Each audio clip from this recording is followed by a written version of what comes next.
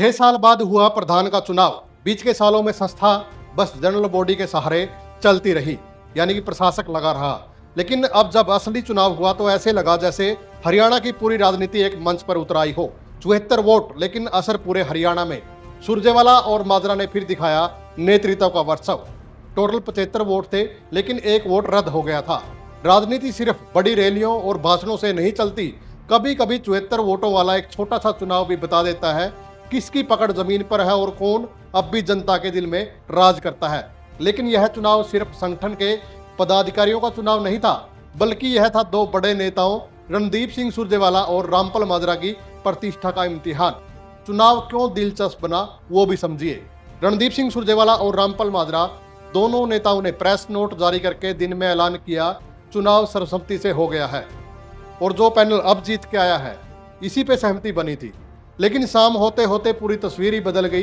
दूसरे पक्ष ने उम्मीदवार का फॉर्म भर दिया, यानी न सिर्फ सर्वसम्मति की बात हवा हो गई, बल्कि दो बड़े नेताओं की साख पर भी सवाल उठ गया। आरोप लगे कि जिस बैठक की दुहाई दी जा रही है उसमें सिर्फ 35 के आसपास सदस्य ही मौजूद थे।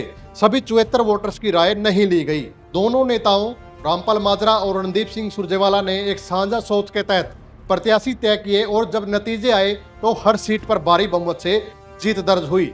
राजकुमार भैनीवाल को प्रधान पद पर 52 वोट मिले, बलजिंद्र को 53 वोट मिले, बलकार को कोषाध्यक्ष पद पर 50 वोट और सबसे बड़ी और ऐतिहासिक जीत दर्ज की गई रश्मि ढुल की। सचिव पद पर 58 वोटों के साथ वो विजयी हुए। रश्मि ढुल के पिता ओम प्रकाश सेरदा माजरा जी के बचपन के दोस्त थे। ये वही रश्मि ढुल है जिनका समर्थन किया था रामपाल माजरा ने। यानी ये जीत नहीं, नेतृत्व की गूंज थी। इस पूरे चुनाव में सुरजेवाला और माजरा ने राजनीति से ऊपर उठकर समाज को दिशा देने की पहल की है। न कोई व्यक्तिगत प्रचार, न कोई टकराव, बल्कि संवाद, संयम और रणनीति से तय किया गया नेतृत्व। और जब परिणाम आए तो जनता ने स्पष्ट कर दिया कि समझदारी, सादगी और सेवा भाव का समर्थन होगा, न कि विवाद का। अब बात करते हैं उन चेहरों की जिनके पीछे थी बड़ी बड़ी पार्टियां। बीजेपी समर्थित उम्मीदवार हार गए, जेजेपी समर्थित हार गए, आम आदमी पार्टी समर्थित हार गए और खुद हिसार के सांसद जेपी का समर्थन भी हार गया। लोगों ने साफ कह दिया, पार्टी का नाम हो या सांसद का असर, अगर उम्मीदवार जमीन से जुड़ा नहीं होगा तो जनता जवाब देती ही है। हारने वाले उम्मीदवारों को कितने वोट मिले वो देखिए। रामेर सिंह को 22 वोट मिले हैं, राजपाल सिंह को 24 वोट मिले हैं, सतीश को 21 वोट मिले हैं और गुरनाम सिंह को 16 वोट मिले हैं।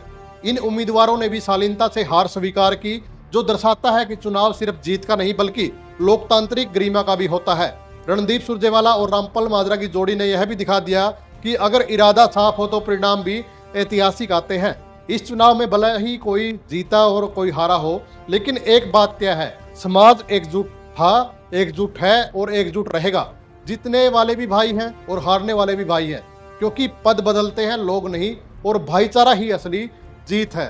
तो दोस्तों, आपने ये चुनाव देखा, बहुत ही एक शांति प्रिय ये चुनाव रहा और अब उम्मीद है कि समाज का और जो जाट संस्था का एक भला होगा। आप वीडियो को ज़्यादा से ज़्यादा शेयर करें, कमेंट करें। धन्यवाद।